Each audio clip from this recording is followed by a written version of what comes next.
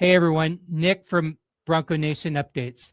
I'm excited to share that I've partnered with the Gridline Project, a breakthrough that's about to change televised football advertising forever. Instead of traditional commercials that viewers skip, mute, or walk away from, Gridline places your ad inside the game itself. Ads become part of the action, delivering 100% guaranteed visibility while giving networks a powerful new way to generate marketing revenue. This is a smarter placement, not a louder interruption, and it's going to redefine how advertisers reach engaged fans during live football. Let's dive into how it works.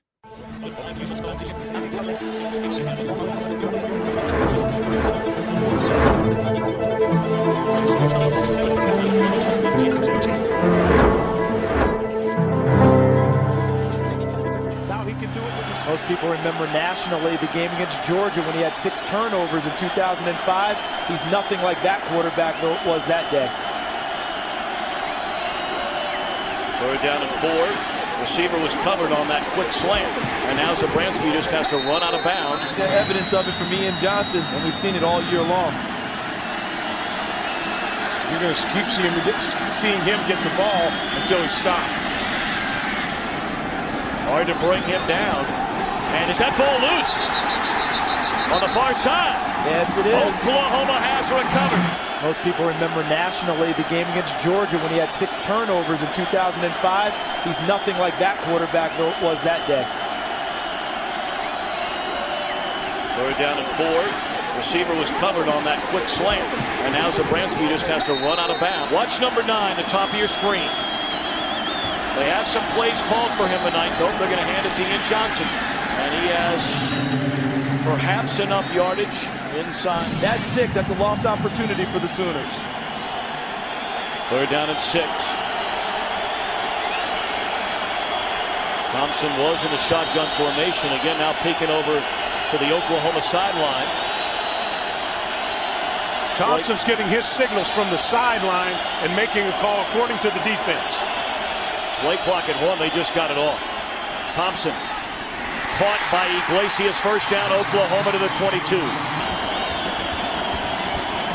2nd down and a yard into the open field. And he exploded when he got there. Yes, he did. He's a football player. Loves to play the game. He's the leader of this squad. 2nd down and 6. Play fake to Patrick. Thompson looks down the middle of the field, and it's underthrown to Kelly. And who came down with the ball?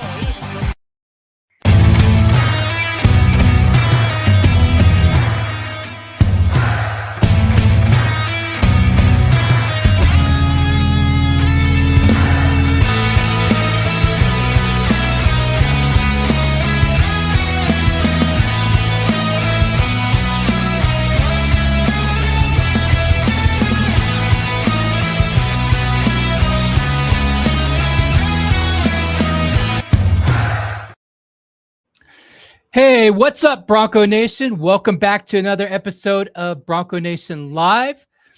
Tonight's show is brought to you by the Gridline Project. Innovate relentlessly, lead decisively. We've got a big football show for you. In the last segment, we will also cover women's soccer and men's basketball, some updates there.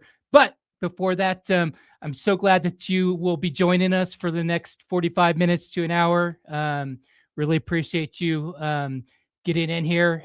We're going to cover the second fall scrimmage, Coach Spencer Danielson's post-scrimmage press conference, some depth chart movement, and a surprise kicker. As always, I'm joined by my dude, Sam Gillette of Sam Talk Sports. Let's get into it. How you doing, my friend? Doing well, just surviving this Texas heat. Cannot wait for fall to get here, but it's not really that much different in the fall until we hit winter. But it's going to be one of the most important checkpoints of the fall camp. Media was locked out of the scrimmage, but you were in the room for Coach Danielson's full press conference afterwards, and he gave us a ton of insight into where this team stands heading into bonus week for Oregon. So tonight, we're breaking it all down. Let's start with the scrimmage. We didn't get to watch it. Media was locked out, but Danielson gave us a full breakdown afterwards. You were in that room. What did he say about the second scrimmage?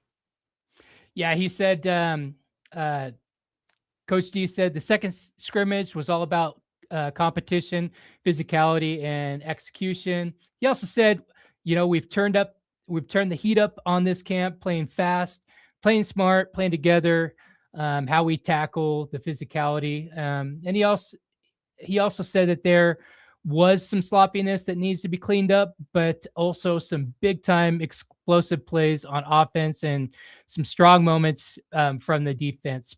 Specifically, he said that the offense started really good, and then towards the end of it, the defense caught up. Yeah, and that's something that was missing last year, was those big time explosive plays. So that's good that we're seeing them here in scrimmage. He did mention the Blue offense went down and scored right away. What else did he say about the offense? Yeah, he said Rashawn Jones it continues to dazzle. He had a big touchdown catch. He said Maddox Madsen had some big time throws. Dylan Riley and Sire Gaines had some strong runs, especially in some goal line situations. He specifically told me, I asked him, hey, you said the defense started slow. How the offensive line look? He said they were strong, especially in those goal line situations, allowed the two backs to get, good 5 to 7 yard strong runs there in the red zone. He said Matt Wagner had a huge third down catch, and then Nitro Wright had a big sideline catch in the scramble drill. Overall, he said the offense showed explosiveness, but still needs that consistency that he wants to see as they take on this this Power 4 foe in the Oregon Ducks. Yeah. Defensively, what can you say about the defense? Yeah, he said, and again, I'm reporting what he's told us, so it's not embargoed. So he said that there was a pick six by Jacob Arbuckle, the freshman. There was a 2-minute drill interception by Roman Tillman, the transfer out of South Dakota. Bo Phelps with some big space tackles. He's kind of got he's that new hybrid type of linebacker who can move laterally and basically all over the place, has more speed, but less bulk, I guess, if you want to say. But you're seeing that around the college landscape. He said that Jay and Max are continuing that strong edge play. And Rico Washington is showing up on defense and special teams. Coach D said the defense started slow but finished strong, like I said. Yeah. Well, let's get into the depth chart because Danielson gave us a ton of detail on that. Any updates on QB1, QB2, and how the newcomers are doing? Yeah, so it's really tricky for me because I'm at practices, but a lot of that sensitive information is embargoed until next Monday when they roll out the depth chart. But I'm going to go exactly with what Coach D is making public. He saying that Maddox is QB1. Max Cupforth has solidified himself as the number 2. Cash Herrera had every opportunity. He just needs to see more consistency out of Cash. Both him and Max have really big arms. But Maddox has had a lot of snaps with this offense, and he's really accurate and he makes the throws and the timing's right on. Running back, he said Riley and Gaines both had great camps. I've been there. I've seen it. They look great. I'm really hopeful and optimistic about our stable back there. And like he said, he also said they're both are strong in the pass protection, and they both made explosive plays in the passing game. So they are dual threats. They can run it up the gut, or Dillon can find the seam and bust it, but they're also great weapons, in the passing game. As far as the receiving core, the competition remains wide open. I have a really good clue on who I think probably will be the starters, and I have a really good clue on who's like the top 6. Again, I'll let Boise State roll that out next Monday. He did say that true freshman Keave Brown is going to play a lot, and we've seen that both on special teams and in some packages on offense. Daniel said Brown is going to be a really, really good football player. And if he's an athlete like his dad and his stepmom are in the UFC, that's going to be great for the team, man. Knocking some people out, getting to the end zone. I hope so. At defensive tackle, he said that he did make this known that Makeo Edwards and David Latu are the starters up front. We actually had a interview with KO today. Really motivated guy, and I think he's going to do some great things for the defense. So basically, spots 3 through 5 are still open. So, players like Lopez Sanusi, Andrew Rowbottom Jr., Michael Madre, Ryder Swanson, Bethel Imison, Pa St. John, and others. There's still an opportunity to make the the ones, the blues. So but consistency is the issue for that next group. He really wants to see some of that violence, that 4 to 6 seconds after the snap, like he's seen with David Latu and KO Edwards. At the linebacker group, again, Bo Phelps is one of the best players on the defense, he says. Jake Ripp is returning from some hamstring issues, and then Logan Brantley is back and doing some good things over there at Mike. Good deal. Let's talk about the kicker situation, because Danielson hinted at a surprise. Right. Yeah. It took us all off guard. He said the kicker is a competition right now. So Kanan Moore has been getting the blue reps, and he said they're charting everything, and Moore has earned the reps through consistency. He also said they're shuffling things on purpose to raise the standard in the specialist room. That seems to be a common theme this fall, is consistency. You've said it a lot tonight, so hopefully that translates to in-game consistency, and we get some complete 60 minutes. Yeah, especially at the kicker. I mean, that's really concerning. You got to have those opportunities, and get those extra points, and and the field goals, because sometimes those can dictate a game, especially if you're going into a hostile Autzen Stadium, where we saw last time the game was decided by 3 points by the kicker. So yeah, I'm hoping that they can get that figured out, and we only have 10 days to figure that one out. So hoping that they can make a choice and then just roll with it. But I will say that we've seen Kanan Moore, I believe it was last year, have a strong leg when they counted on him at times. So. All right. Well, he talked a lot about effort grades as well, a new system this fall. What did he say about that? Yeah. So the effort grades, that's how they're coming up with the roster.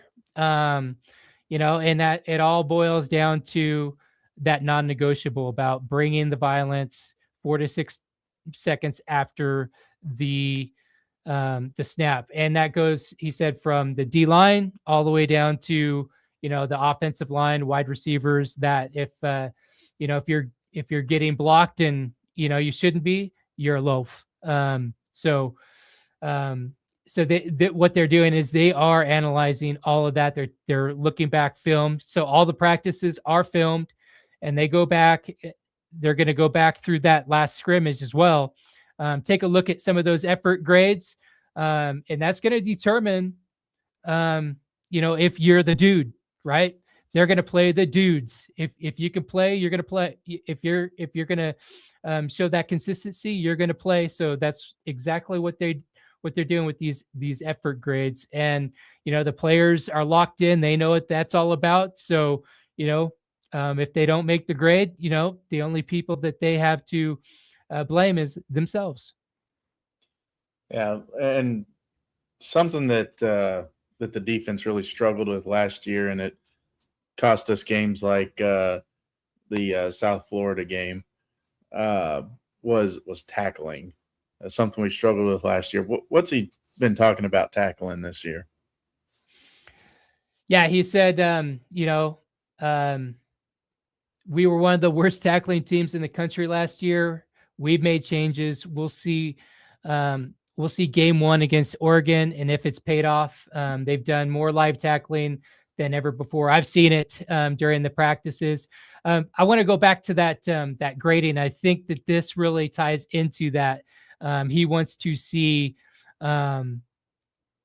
people wrapping up and giving all their effort. So, he said, I asked him point blank, how are you feeling about that 4 to 6 seconds before the snap? And he's said it's a yes or a no.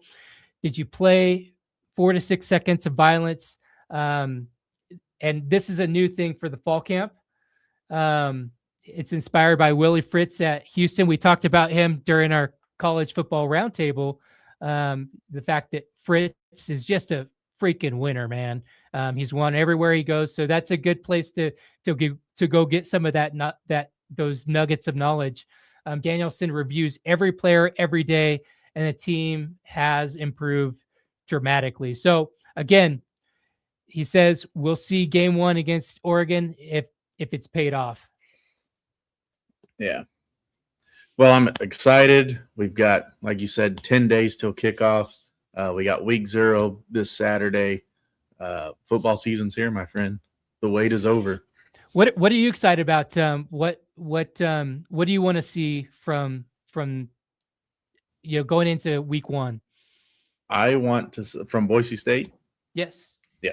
I want to see the receivers absolutely ball out. That may be receiver bias on my part, but I want the quarterback controversy amongst the fans. I know there's no quarterback controversy in the quarterback room, but you got half of the fan base that doesn't like Maddox, the other half that absolutely adores him. You have some of the gray area people, but I want there to be an absolute hard line in the sand. Like, listen, this dude can ball. The receivers are there. Everybody's on the same page. We're winning games. We're throwing the ball. It's opening the run game. And if you don't like Maddox Madsen after this season, then you're just a naysayer. You need to be on the other side of that line. I want there to be that hard line in the sand that this team really gets a good, consistent passing game, and you're either over or you're not. Yeah, I mean, it would be nice as a fan, right? I mean, it seems like the last 3 seasons, both you and I, during our shows, online, in the group, that's something that has been a huge distraction from a fan, because part of our fandom is segmented into, the distraction of, hey, half of the fan base is ultra critical and the other half really loves him. So I want there to be that shut up moment. Take it to Oregon, put up 500 yards through the air, another 500 on the ground, absolutely shut Oregon down, and then have Oregon make the playoffs and make a run in the playoffs. That way you can't say, oh, well, Oregon just sucks this year, which wouldn't hurt my feelings anyway, because it's the Ducks. So I was having a chat with our buddy Alex, and she was saying, about, she was talking about, the fact that Coach D and Mad Dog are like 0-4 in Power Four games. So I would like to see, I'm hoping that they cover this game. I'm really realistic. I'm not. At 24.5 points, it's highly possible that they'll cover. So. Right. But this is their opportunity here, and Coach Steve says you don't have to beat them 1,000 times. All you got to do is beat them once. So this is the perfect opportunity for both Coach D and Mad Dog to, maybe change the minds of some folks. And it's not, it wouldn't be, a shocker. I mean, we are 3-1 against Oregon. We have some history. We usually show up for these games. It's kind of a rivalry when it comes to Power Four conferences. We're in the same Pacific Northwest. So I'm hoping that Oregon comes to that first game about a couple years ago with that same kind of drag on their feet like they were against the Idaho Vandals. And then if they do that, then that the door's open for Boise State to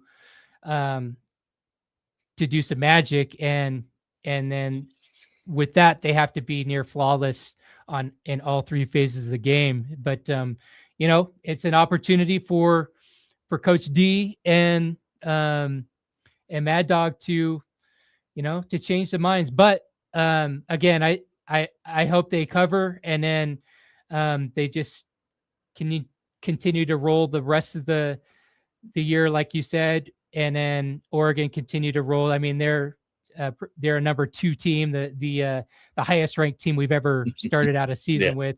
They've got 9 returning starters on defense. So and I asked. They're not a number 2 team in the nation for nothing. Right. So. And, I think this is year 3 or 4. We'll talk about this tomorrow in our roundtable discussion about the Big Ten. But, Dan Lanning, this is like his 3rd or 4th year. He's got that lineage from Alabama. So he's got a system in place now where he's basically a farm system for the NFL. He's got a legitimate defensive tackle, I believe, in Washington, who's an absolute monster on the defensive line that the Broncos are going to have to find a way to stop. So, if the Broncos can at least cover, I mean, that's a win to me. That's a win. That's almost as good as a win. And if they upset, that's even better. But then you have Oregon roll out and do what they do, and hopefully make it to that finish top 2 at the end of the season, and that'll just bolster Boise State's resume and their SOS. Yeah.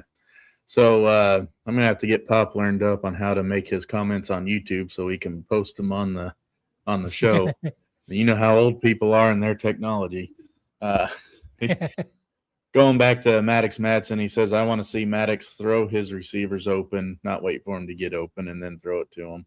Something Kellen Moore was a master at doing. You see the receivers running and then go, why are you throwing that? And then all of a sudden, his receiver's wide open catching the ball. So, and then this is something that you may be able to answer. And you may be able to say, nope, you'll just have to find out whenever we open the season. But are we going to have more than a plain Jane playbook? I can't go into anything specific, but there's been some packages that I like. They're a lot more variety than what you would see. So as to not disrupt the embargo, I think that they will be. I think Bronco Nation will be happy to see some of these packages that may or may not be used. But let's get back to the offensive line. So, another thing that Coach D did say on at the post scrimmage conference is that there is a clear competition at center between sophomore Stuart Tuafa and Jason Steele, and if Stu gets the start, you'll probably see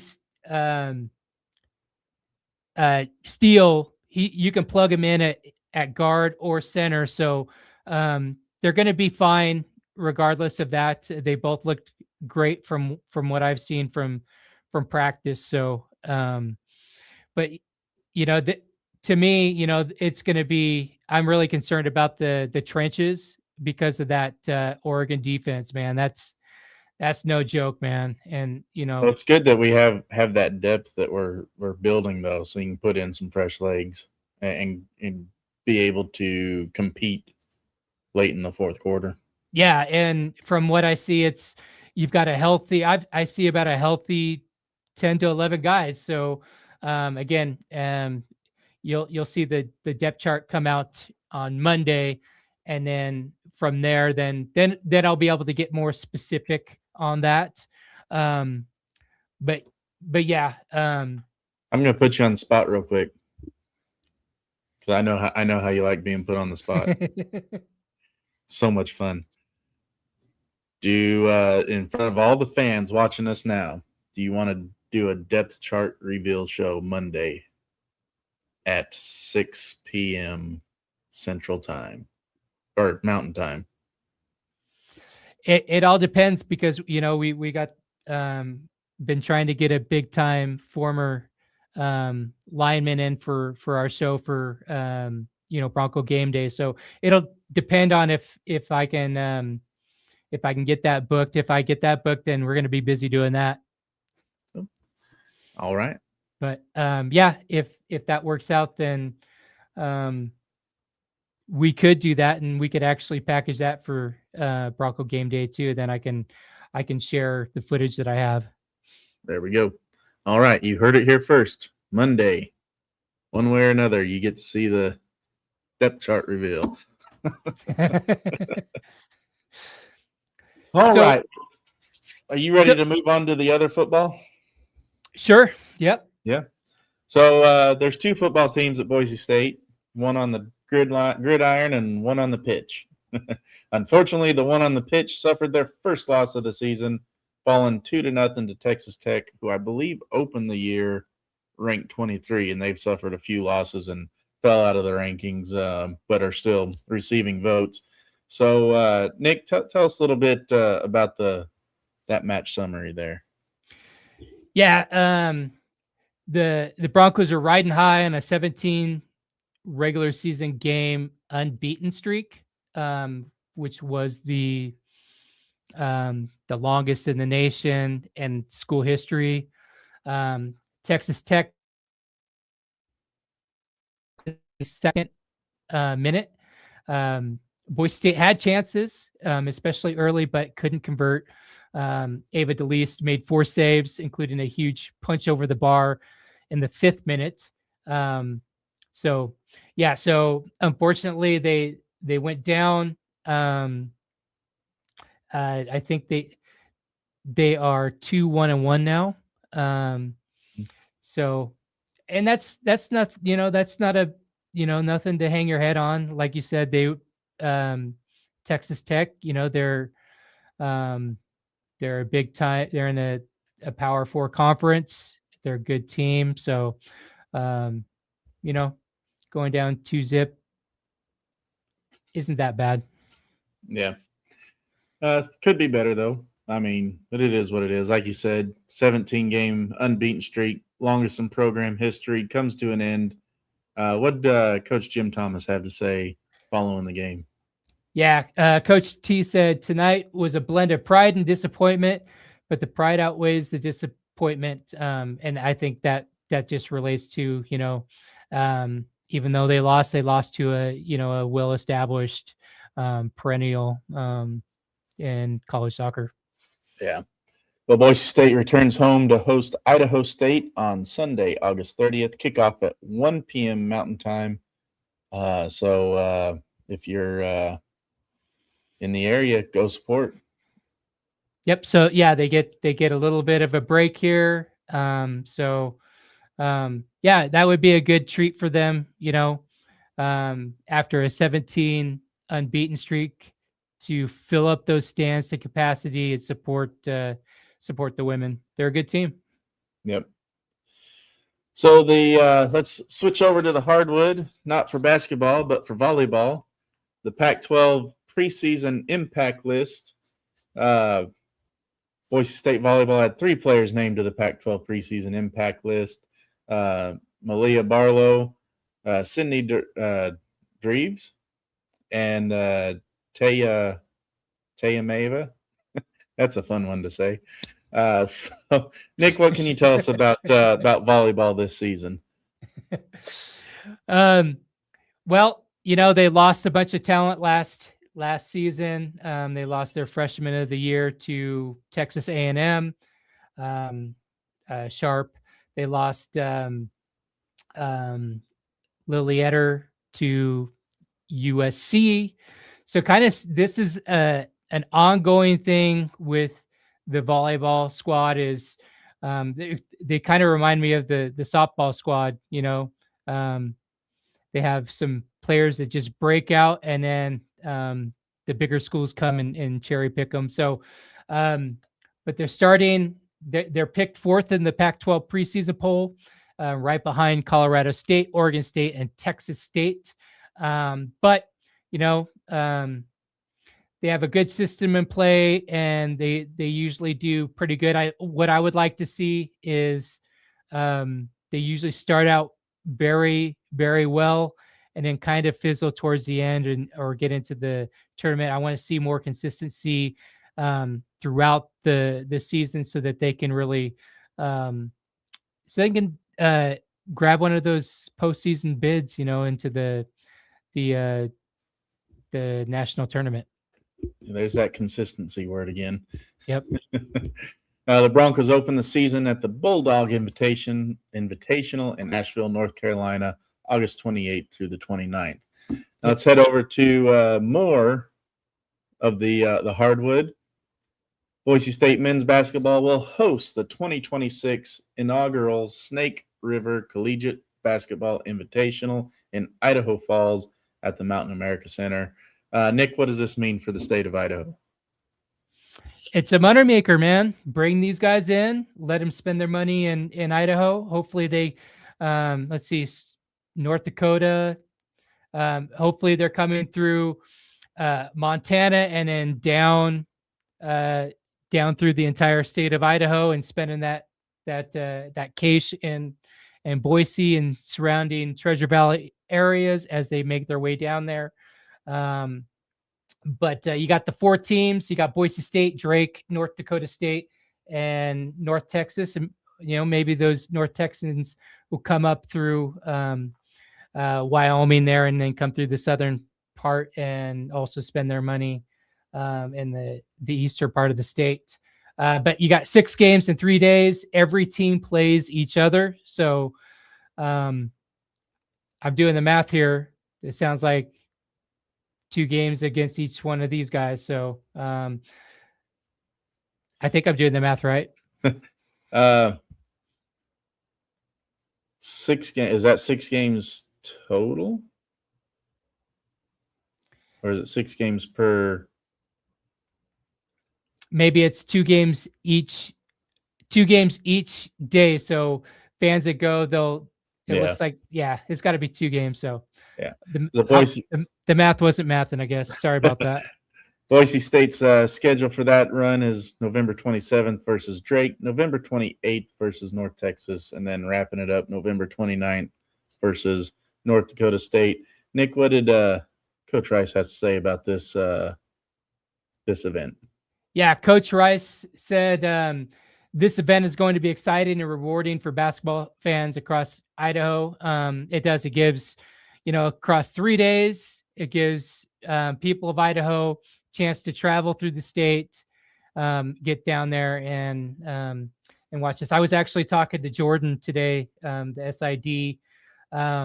Kind of bummed that they didn't get to go to like a Maui or anything like that, but it is still rewarding for fans of Idaho. Not a lot of people like you or I can just shut everything down and go to Maui or Boca Raton or something like that. So this is the next best thing. Gives everybody from each part of the state a chance to watch the Broncos. You gonna head out for the 3 days? I'll have to check the schedule for the football team. So if it works out, maybe, but also we might have our our Christmas on the Blue too, our community outreach. So it'll have to depend. It'll have to work in with that. If it works out, then sure, I'll make that boring drive down there. Well, I do want to revisit the volleyball, the Bulldog Invitational this weekend. You can watch that. It's going to be aired on ESPN Plus. Nice. On Friday, the 28th against Asheville, I believe. No, against not against Asheville, but the other team, the Blue. What are they called? The Blue Racers or something like that. That game will be at 10 o'clock a.m. On ESPN Plus, and that's going to be Mountain Time Zone. And then followed later on in the day by another game against North Carolina. And then again, they'll play some more games on Saturday on the 29th. And all those are going to be aired on ESPN Plus. Unfortunately, if you don't have a subscription, just tune into Bronco Nation updates and we will get you updated on those scores. So, but anyway, that's going to do it tonight, Bronco Nation. For tonight's Bronco Nation Live, sponsored by the Gridline Project. Innovate relentlessly, lead decisively. Bronco Nation, we thank you for tuning in. It's a privilege for us to serve you each and every week. Make sure you're subscribed to the Bronco Nation Updates YouTube channel. Ring that bell to get notified for your Bronco Nation live shows, your Bronco Talks, your Blue Turf Talks, and all your Boise State updates and recruiting news. For Sam Gillette, I'm Nick Wade. We'll see you next time. Take care. Go Broncos. Go Broncos.